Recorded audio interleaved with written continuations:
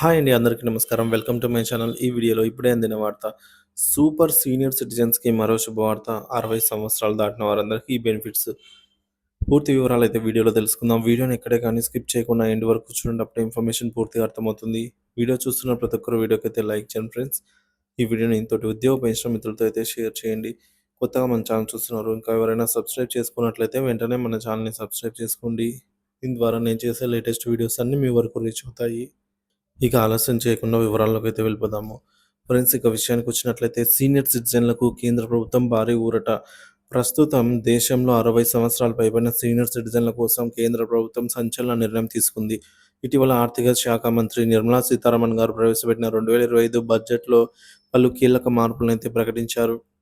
ముఖ్యంగా టీడీఎస్ పరిమితిని పెంచుతూ వడ్డీ ఆదాయంపై మినహాయింపు రెండింతలు చేయటం వంటి పలు నిర్ణయాలు సీనియర్ సిటిజన్లకు గొప్ప ఊరటగా అయితే మారాయి.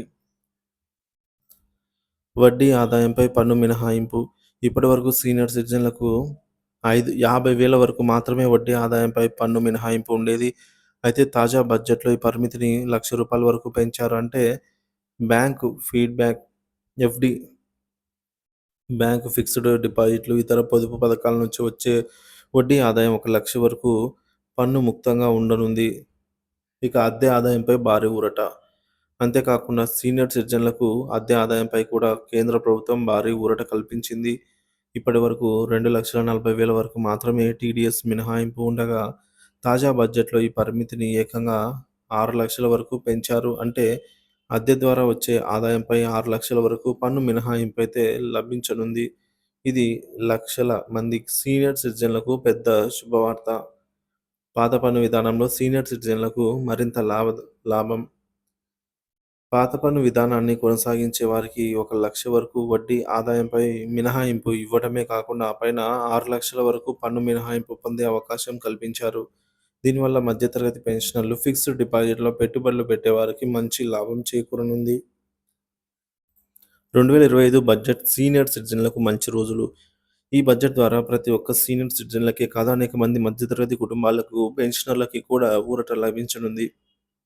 కేంద్ర ప్రభుత్వం తీసుకుంటున్న ఈ నిర్ణయాలు వారి జీవితాన్ని మరింత ఆసక్తిగా, ఆర్థికంగా స్థిరంగా, బలంగా మార్చే విధంగా అయితే ఉన్నాయి.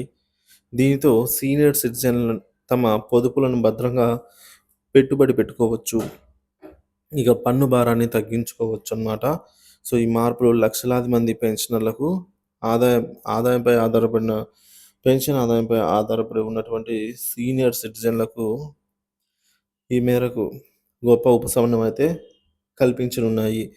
కేంద్ర ప్రభుత్వం తీసుకున్న తాజా నిర్ణయాలు సీనియర్ సిటిజన్ల భవిష్యత్తును మరింత మెరుగుపరిచేలాగా అయితే ఉన్నాయని చెప్పవచ్చు.